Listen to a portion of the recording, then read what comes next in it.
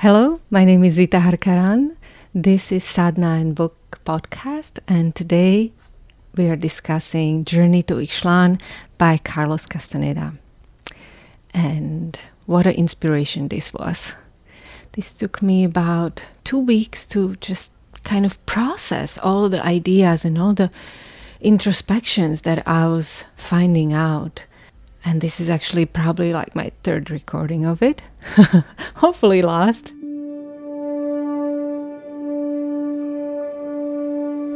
Imagine one day a golden retriever meets a wild wolf in the forest, and they agree to spend time together and talk about their lives. Golden Retriever is fascinated by the wolf, yet at the same time completely scared of the life in a wild forest. As he watches the wolf act in his environment, he starts to understand his urge to bark and the need to tear things apart, especially the nice fluffy things. And all of a sudden, that which was prohibited in his home in Brooklyn is allowed and actually seen as good and beneficial in this world, in the forest. No one is shushing him, no one is punishing him, no one is holding him back from who he is.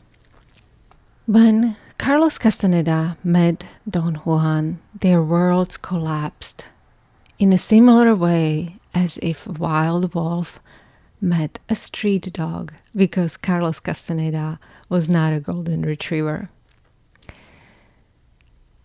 And when people read Castaneda's works, they were on some subconscious level reminded of their long-forgotten true nature. Books like Teachings of Don Juan, Separate Reality, and Journey to Ixtlan inspire a whole generation of young people in 70s and 80s. And they had power to change the course of cultural consciousness. This episode is about Journey to Ixtlan and the shattering view of reality it inspired in me. We live in a world of spectacle where most things are just for the show in order to create a mirage of some ideal life. And we are becoming more and more confused by this fake reality. Disheartened when people lie to us, while at the same time we openly lie to ourselves in order to preserve the glistening, ideal image of life. This is the world in which everyone claims their view is correct and true, while at the same time people all over the world are intentionally misled to believe in the glistening spectacle as their happiness. The image of trickster has fascinated me for a while. It's an image of someone who can knowingly narrate reality in such a way that they can benefit from it. It's like Wizard of Oz, that the trickster that can create magnificent spectacle supported on a very minimal touch with reality. We are fascinated by it. We love to go to Disney World. We love to see the magic. There's nothing wrong with that. However, what is even more interesting, but what most people sort of avoid, is what happens when we discover that what we thought was true and pure and good is revealed as a trick, a magic, and we feel fooled. First, maybe we try to deny it, and then we feel pain, we feel angry, we feel lost. And then we try to make peace with it. And this is the kind of process that I went through when I read Journey to Ixtlan. Okay, but before we start, before I go into who was Carlos Castaneda, what is Journey to Ixtlan about, both fascinating subjects, I want to mention something before we start, because I think it's relevant. we are experiencing huge polarity, right? And breaking down of certainty within us. And it seems to me that this is part of a deconstructing process that we necessarily have to go through. Because even though it is ugly and painful, and that process is not the boogeyman to be blamed. It is just a process. What is happening is that deconstructing process can reveal something even more sinister behind it. Maybe it can reveal some rotten foundations that need to be replaced. But this process is a huge opportunity in which we can create something new and maybe lay stronger foundations that are more aligned with the way reality is. So as we go through this shift, I want us to take a look at the previous shift that brought us where we are right now. This is widely accepted by writers, historians, archaeologists, anthropologists, that there was a huge shift in society when we transfer from being hunter-gatherers to farmers and planters. It wasn't just a shift of what we ate or how we organize our society, but also a huge shift in how we started to think. And this change impacted us deeply into our soul. And we carry certain wound from this shift, because as we shifted, we lost something. We lost a little bit of our freedom. We lost a little bit of our true nature. The reason why Nietzsche is thought of as such a revolutionary thinker is because he was one of the first ones to realize that this transition from hunter-gatherer society to agricultural societies was also a birth in morality, a birth of good and bad, and ugly and beautiful. And until today, we are still oppressed by these concepts. This is what he says. He calls it created bad conscience. So, I regard the bad conscience as the serious illness that man was bound to contract under the stress of the most fundamental change he ever experienced. That change which occurred when he found himself finally enclosed within the walls of society and of peace. Genealogy of Morals, second essay. This shift is called agricultural revolution, and it's seen as a genius step forward in our human evolution. However, from the point of view of hunter-gatherers, this is a step back and into a corner. It's a step done out of necessity. Let's just take Mesopotamia. As the areas around the Tigris and Euphrates started to become more and more desert-like,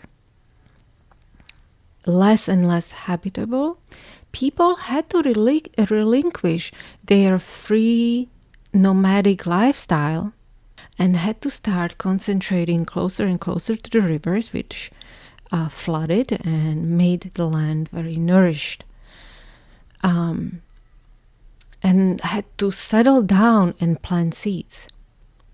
This is a huge disadvantage in a natural world, because when the danger comes, you can't simply take the seeds and run. You can't take the piece of soil and run. And when your possessions are so deeply tied into the land, all you can do is stay and fight. This is not an optimal position. So it is not that people didn't know how to plant seeds. Let's little children know you plant seed, it will become a tree, and you'll get lots of fruit from it.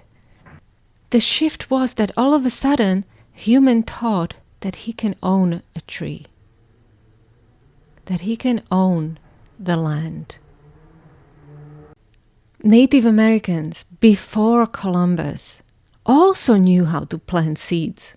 They were planting corn and stuff. They just didn't live the agricultural lifestyle because they didn't see it as advantageous. If they could roam and move from one area to another while allowing the piece of land they just vacated to restore itself, they would rather do that. That's healthier. For thousands and thousands of people to live in such a close proximity and depend on one piece of land and keep draining and draining that land is very unhealthy. And it is no surprise that there were so many plagues in the world, that there were so many wars. I'm surprised that we are still surviving. So this is the point of view I want you to have when you see Don Juan, who is Native American Yaqui Indian, and Carlos Castaneda. And if I mention primitive people, I don't mean it in a discriminatory way. I mean it in a way that existed before civilization, right? Or before this agricultural revolution.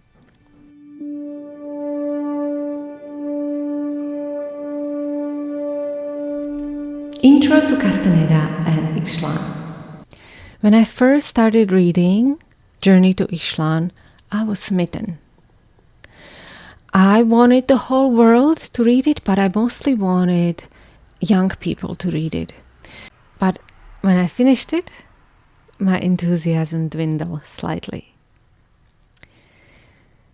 In the middle of the reading of the book, I stumbled upon a Wikipedia article about Carlos Castaneda, but I discovered that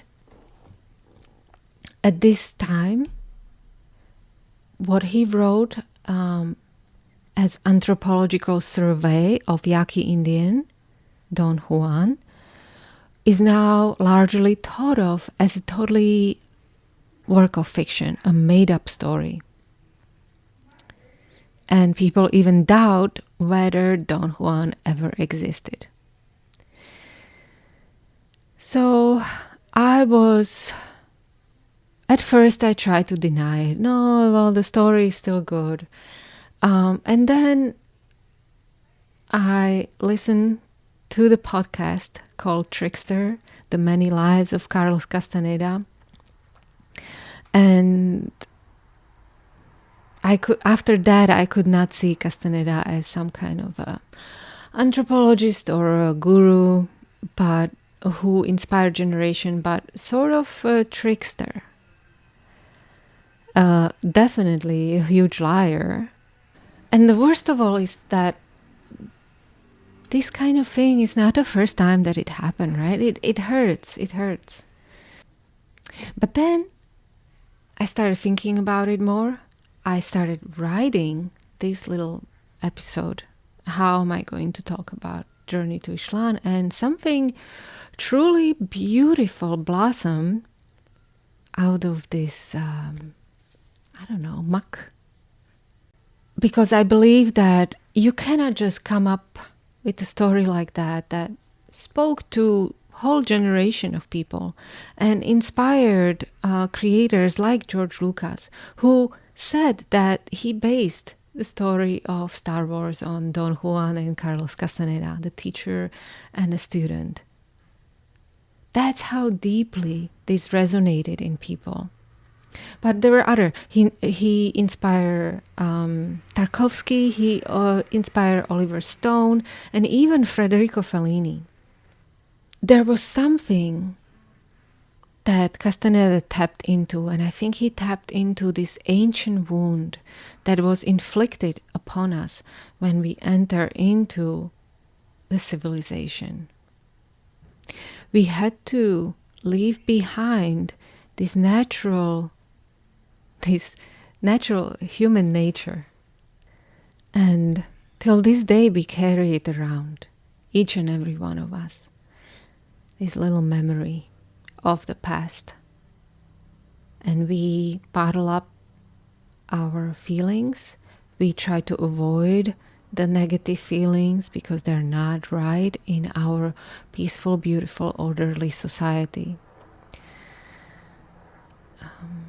So I thought that there was a more interesting and beautiful story that emerged from it.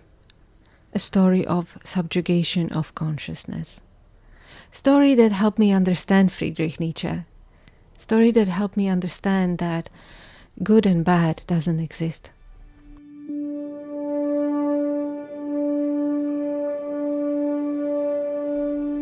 Who was Castaneda as a person? And then I'll go into the book, Journey to Ixtlan, and what messages it has. But let's hear about Castaneda, because that's a fascinating story.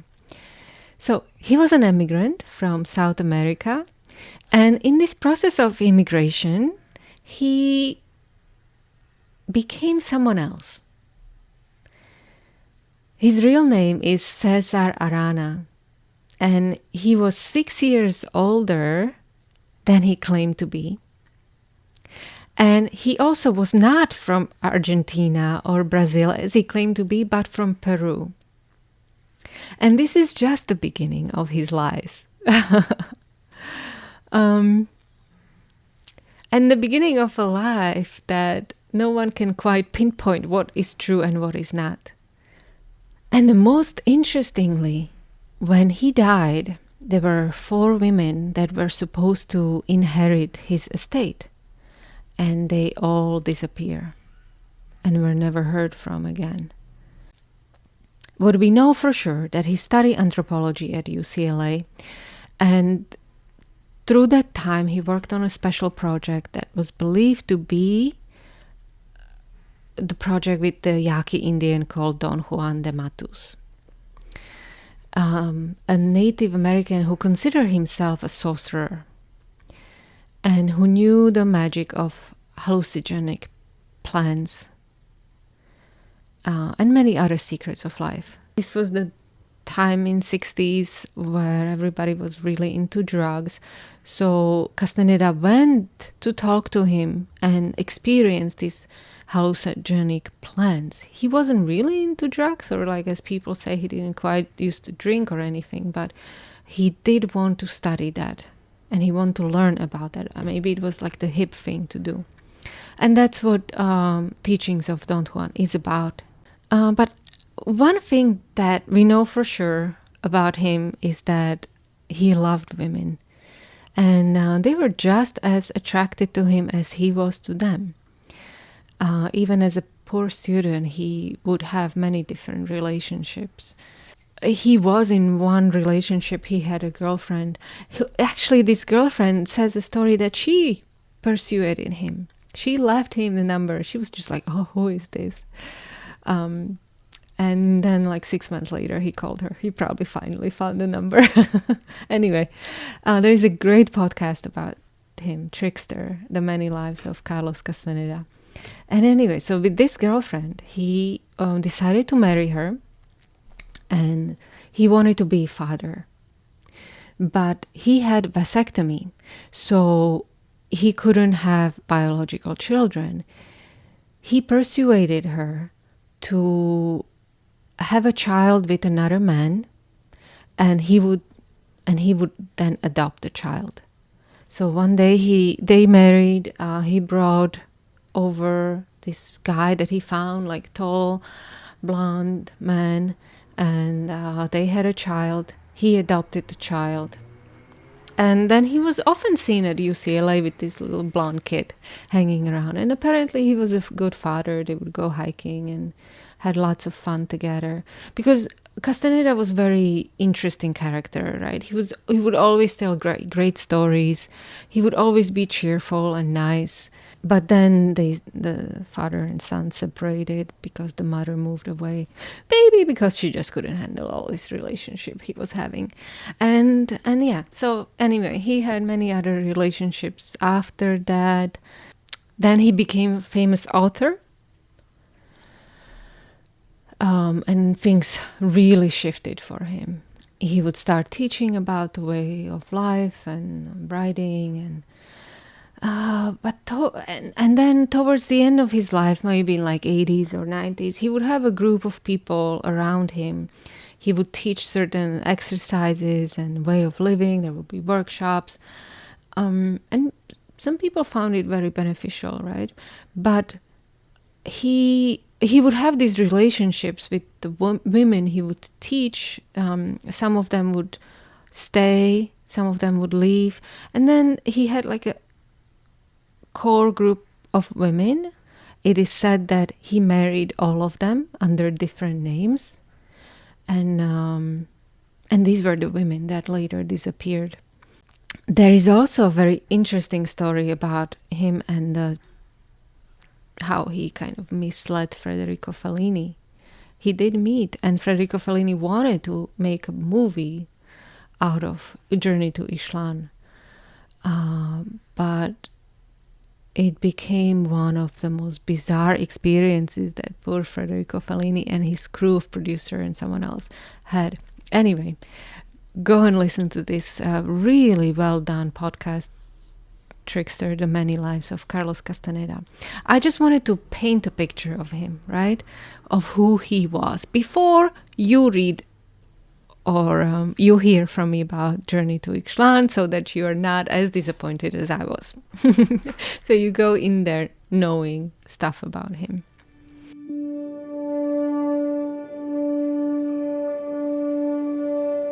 Stars, darkness, a lamp, a phantom, dew, a bubble, a dream, a flash of lightning, or a cloud.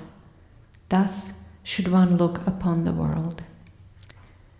From Buddhist text, the Diamond Cutter Sutra. Journey to Ixtlan. What is it about? I think everyone should still read Journey to Ixtlan, whether you believe Don Juan really existed or whether Carlos Castaneda just made it up, because it will help you understand your human nature better. Here are just some thoughts that I found interesting. Here is the book.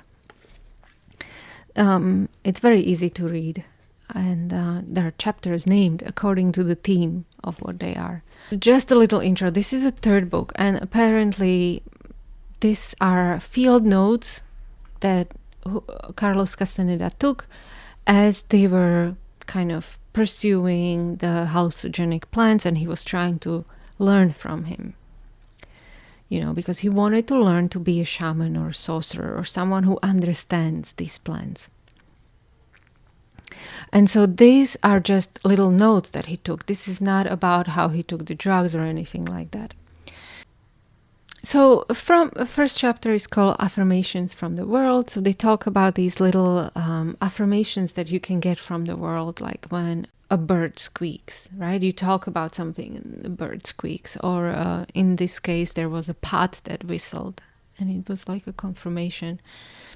They also talk about addictions, because like Carlos Castaneda asked Don Juan, like, oh, but I thought you were like this drunk. They told me you were just an old drunk Indian.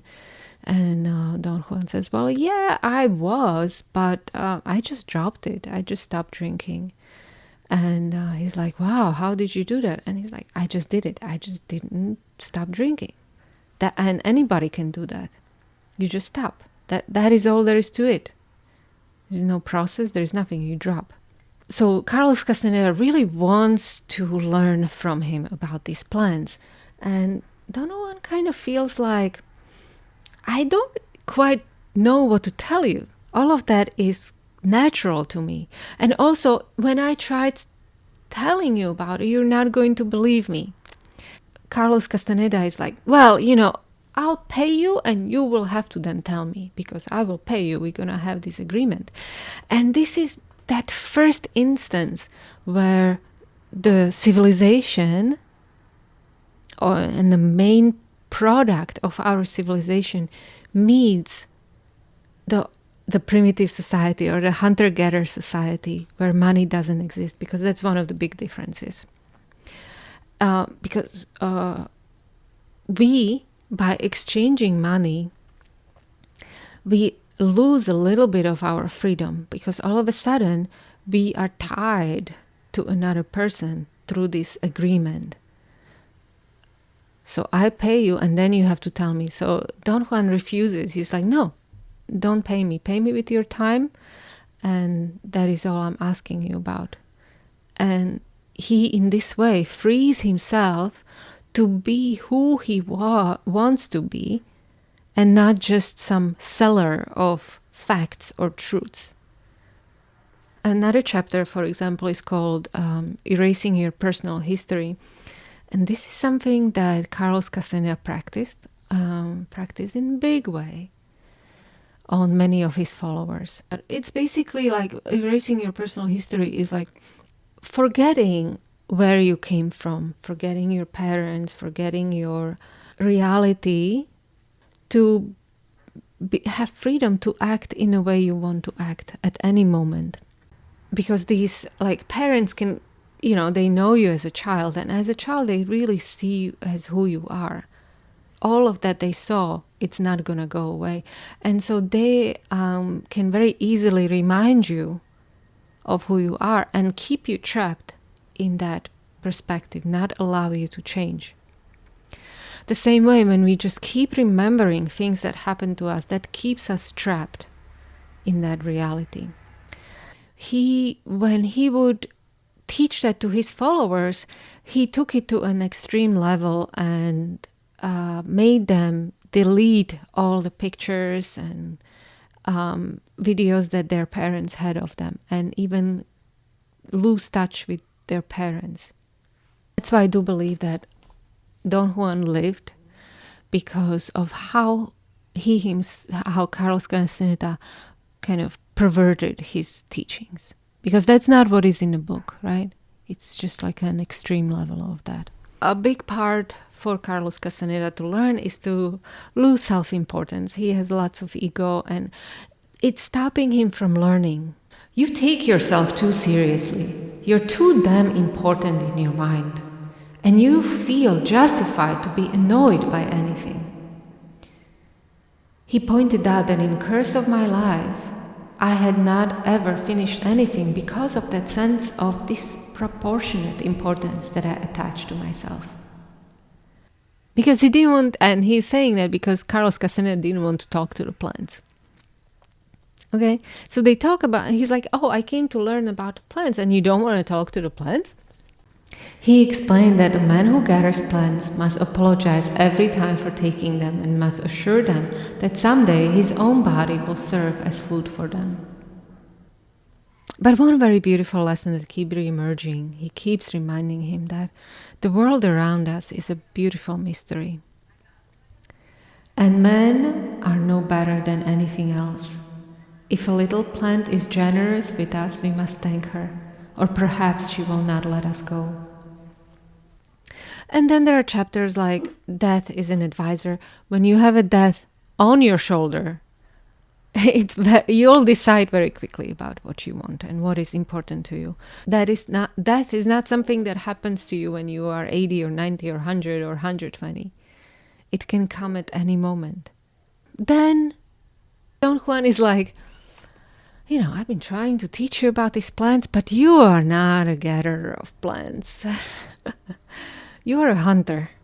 And I need to start teaching you on a different level. And as like any teacher who's trying to impact some wisdom on some student, this point of access is very important.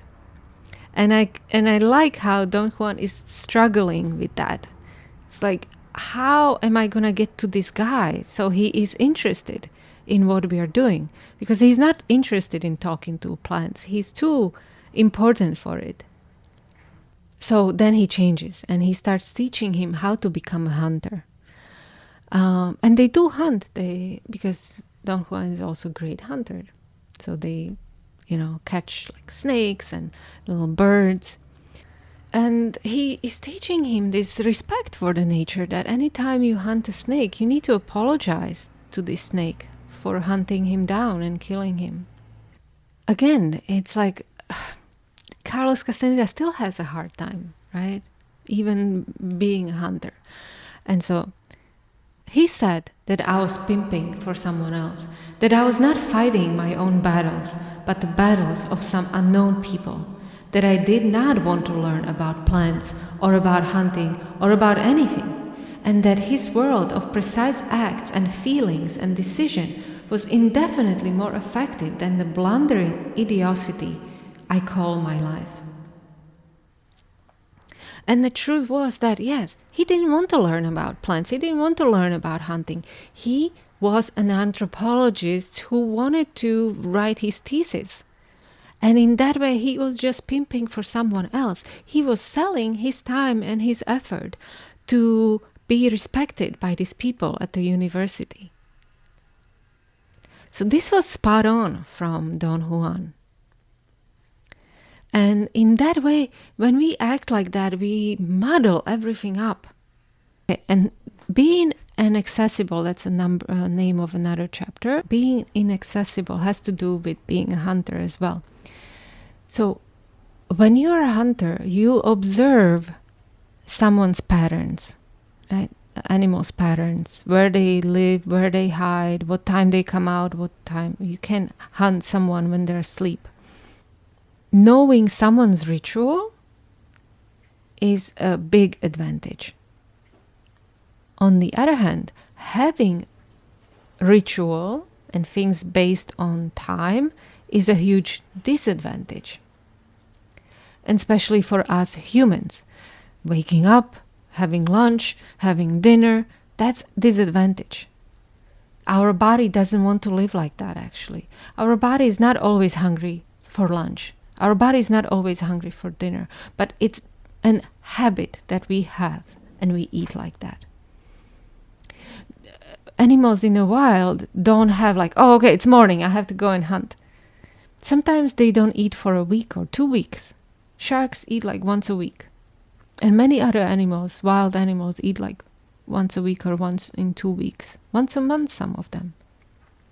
So, but that also has to do with these rituals of draining our world. When we eat like that and behave like that, based on these rituals, we take in more than we need.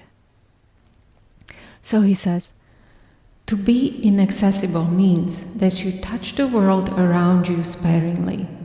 You don't eat 5 quails, you eat 1. You don't damage the plants just to make a barbecue pit. You don't expose yourself to the power of the wind unless it is mandatory. You don't use and squeeze people until they have shriveled to nothing, especially the people you love. Carlos argues, I have never used anyone.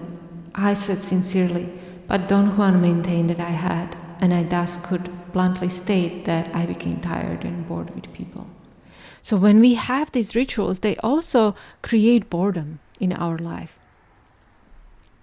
And we're tired of people because it's like, okay, well, we're going to meet for lunch this day, and then we're going to go for movies this day, and then we're going to have sex this day. And it becomes a routine, and it becomes boring, and then he just leaves people on the side. Anyway, but then the big part of the book is being accessible to power. Okay, they are then looking for power places so that Carlos Castaneda gains a little bit of power within him. And by power, it's kind of really what I understand as Kundalini or Chi, what flows within you. And it's kind of like a good luck that brings you a little bit, like it tilts the world in your favor. And one more thing that Carlos keeps on noticing about Don Juan is that he looks old yet, but when it's like time to walk in a desert or run, he moves like that. He seems very strong, very agile, never seems to be tired. So he asks him about it, and Don Juan says, I told you that the secret to a strong body is not what you do to it, but in what you don't do, he finally said. Now it is time for you to not do what you always do. Sit here until we leave and not do.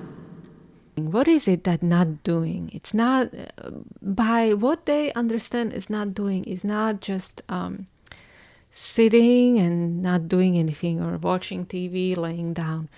Not doing can be actually very active, but it's kind of has to be done by spur of a moment. Coming from that instinctual self, aligned with the situation you are in, then you get that power of the situation. It shouldn't be you forcing yourself to do something, because that always drains you of energy. So it's sort of a meditation in action. He says that running in the darkness did not have to be spurred by fear, but could be a very natural reaction of a jubilant body that knew how to not do. And so they go into these places of power, and this is totally wild nature for Carlos, and he gets spooked so many times. But in that process, he does become stronger. He gains certain personal power. I don't know if it ever happened to you, like you were in nature for the first time in like years, and all of a sudden everything looks very freaky. That's why people don't go to the woods, because they are scary. And the way Don Juan explains it is that there are powers there, especially at night. But if you know what you're doing, you can gain and benefit from it.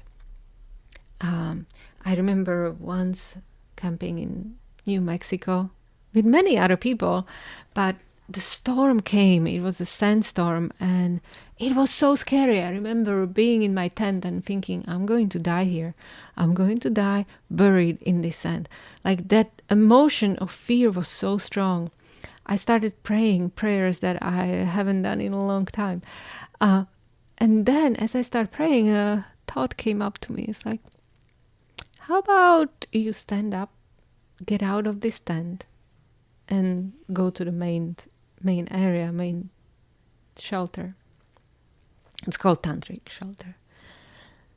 And so I did. I stood up, and as soon as I stood up, got out of my tent, I was like, there is no apocalypse happening here.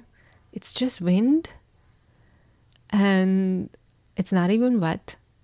I can easily just walk over and be safe.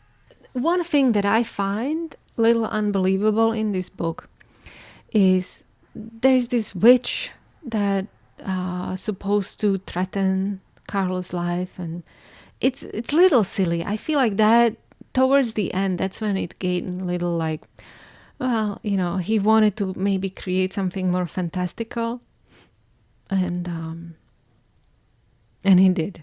So he inserted that. It had no place. It didn't need to be there. But the book ends with talking about Ixtlan and Don Genaro telling him about his journey to Ixtlan. And Ixtlan is never reaching there, never getting there for whatever reason. And that we all have a place like that we try to go back to, but can never quite reach it. And that kind of reminds me of that place, that natural state of human that we all try to go to but can never find because it doesn't exist anymore. And no matter how many lives we will live, no matter where we go, we will never be able to quite find it. There is a trick that Don Juan and Don Genaro play on Carlos Castaneda at the end. And this is what shamans were known for. They were not benevolent healers. They were literally tricksters. And so they tricked Carlos in whatever way he doesn't say, that his car disappeared. And then they kept tricking him because they were looking for a car. And then they found a car and he's like, what? What kind of magic is this?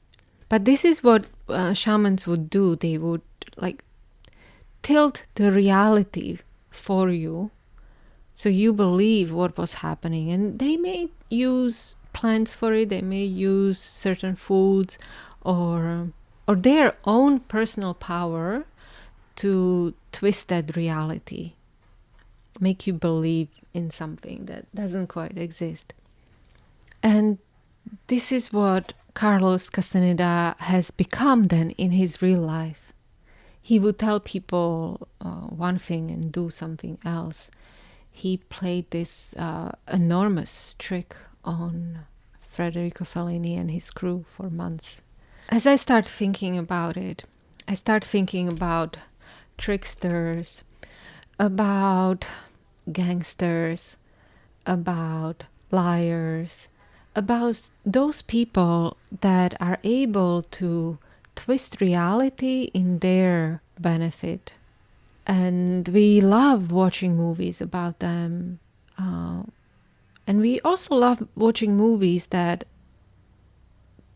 see our world being destroyed, because it gives us a sense of freedom. We then find who we truly are. As I kept thinking more, I remembered something that Marcel Proust wrote about, that in these primitive societies that don't have money as an exchange form, they have two customs: gift giving and stealing. So you either give gifts to the people with who you have filial relationships, or you steal from those you don't like, from other tribes, from your enemies, from strangers. And that is a form of life that is very natural and exists in all societies that don't have money. So when someone lies or steals, it's really as if they are just acting out on this naturalistic instinct that is within us. And in fact, it is through stealing that Europeans got the land in America. And actually, it is through stealing that many governments got what they got. Stealing with power, right? Stealing with guns. So it still exists, but on this large governmental scale. This behavior is even very inherent when you watch children. Because they still exist out of money exchange system, right? They don't have money exchange in school or in kindergarten. So if they want something, they just take it. And on the other hand, they are also very generous with the gifts they have. Parents, don't be too harsh on your children and think of them as immoral, because they're just being human. It's normal. It's a normal thing that we do. They're just free.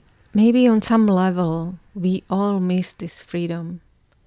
We miss this ability to be who we truly are without having to constantly check ourselves, our morals, our judgments, and conforms to the rules of society that keeps us stuck. Nietzsche claims that these instincts that we had, not just instinct to steal, that's just one that I mentioned, right? There are millions of others that are not good now, but are natural to us as human beings. There are many other natural instincts that we have to push down. Nietzsche noticed that these instincts were literally beaten out of us throughout the millennia. We did something wrong, we were punished. And one more note, what we did also is we created religions in which the God was good, in which the God was peace and order. And everything that was outside of it was bad. It wasn't godly. And we created many religions like that. And so we separated and created the world that should be kind of a utopia, just existing in this beautiful, sparkly way, kind of like a fake Disneyland. We still long for freedom. And story of a Yaqui Indian who lives outside of these norms in our day and age and shares his wisdom with us is very attractive. It is really like that wild wolf sharing their knowledge, reminding us of who we are. But the writer who lives outside of those cultural norms, who does not believe in good and bad, who does not believe in truth and lies, does not believe in beautiful and ugly, who does not believe in personal history, is immoral and wrong. So, looking back at Castaneda, it is very easy to put a moral judgment on his life and discount his writing as fake.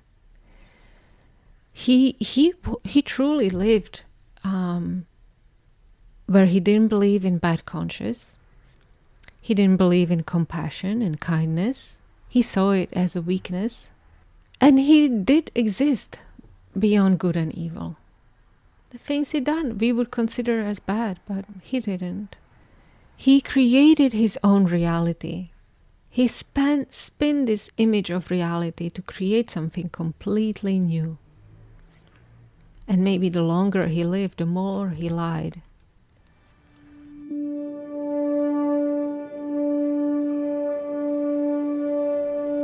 Just as we shelter ourselves in our homes from the cruel nature of high sun, freezing cold, high winds and hurricanes, the same way we have created the moral codes to keep us away from what is not desirable, from bad, from jealousy, from anger. And we think that that is what is going to make us happier. But in this process, we ignore the true nature and our nature that is within us. And the more we ignore it, the more we try to stifle it, the more it bursts out. We try to see the tornadoes and the freezing temperature as anomaly, and even more so now. A hurricane comes and we think, oh, that's crazy. This world is just crazy. We hear of a volcano or an earthquake and we think, oh my gosh, this is crazy. Instead of looking at it as a normal part of what happens in nature, as a reminder that we are not in any way powerful, that there are more powerful forces working beyond us that can destroy us like this. And so the same way we see goodness and kindness and compassion as the only right way to live, and violence, anger, lying, stealing as bad and unfit for society. We forgot about gods like Thunder and Kali and Pele, and just believe in brotherly love of Jesus Christ. Till this day, people ask, how could God allow for these wars and cruelty to happen? But no one questions that maybe, what if our concept of God as good and benevolent is an illusion? What is that? What if that is standing on foundation that are totally made up and leave part of reality behind? What if human cruelty and rot is just part of this realm, just as fires and decomposition are in nature? Man is no different from nature. He's no Apollonian ideal. He is that, but also the opposite of that. There is a beautiful Sikh prayer called Jap Sahib. And this prayer mentions about 500 qualities of the divine. And these qualities are not all positive. Killer, creator, unborn, immanent, free, compassionate, enemy of the old age, killer of death, fearless, full of blessings, and it goes on for another 490 qualities. It is inclusive of all the qualities we see, not just the good ones.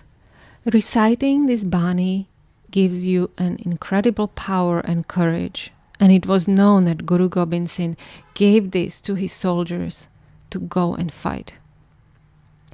Because it reminded you not just of these divine qualities, but that these qualities are within you as well.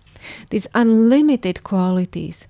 And it's because for once a human is not choosing the good and ignoring what he doesn't like, but claims it all as power, claims all emotions without judgment. Because then in return, it becomes his or her strength, glory, and radiance. This constant striving for goodness, order, and worst of all, perfection is completely ignorant and is hurting us. The universe is powerful. It destroys and it creates. It nurtures and kills. It attracts and repulses. And makes us feel completely useless under its power. Yet there is order to it. Order which we sometimes have hard time understanding because we focus just on that good. Living in our idealized home, it's the same temperature of 72 degrees all year long. We are sheltered from the true power of nature. We follow highly complicated and utopic moral narratives and perspectives. And we judge and prosecute those who don't exactly follow these rules. But in this way, we become shadows of ourselves. We become less and less of who we are, like parrots, repeating narratives we don't understand. While the real and exhilarating life escapes us. Requiring everyone to be nice and polite is like wanting the weather to be always at 72 degrees. Just as there is incredible power in nature, there is power within us. But we need to reach it by tapping and opening ourselves to the full aspect of humanity, not shelter ourselves from the bad. So here I am to propose that we drop our moral judgments of good and bad and stop clutching our pearls when someone said something wrong. And we face this truth of human nature like Wim Hof faces cold water, saying, bring it on. Show me what you've got. Make me stronger. Let's not collapse under the cheats and liars of this world, but let's see them as powerful forces against which we can test our own power and against which we can test the foundations of the world we have built and the moral codes that we have inflicted upon one another. And let's enjoy this magnificent world in its full glory, in its full emotions.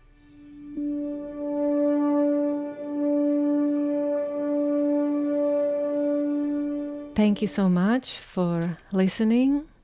For sadhana, we are going to do Jap Sahib. We'll probably do it with some kind of exercise. But everything will come in time. To recite Jap Sahib takes about 30 minutes. But it it's proven it gives you incredible power because you claim the power of the universe. Anyway, I'll also be announcing a new book we are going to read, which is also going to start in September. That's for our book club. So if you like to join on Patreon for a very small donation. I'm just trying to create a community. Thank you so much for watching. You can always email me at zitaharkaran@gmail.com with any comments or questions, or post your comments in the comment section. And take care. Sat Nam. Bye.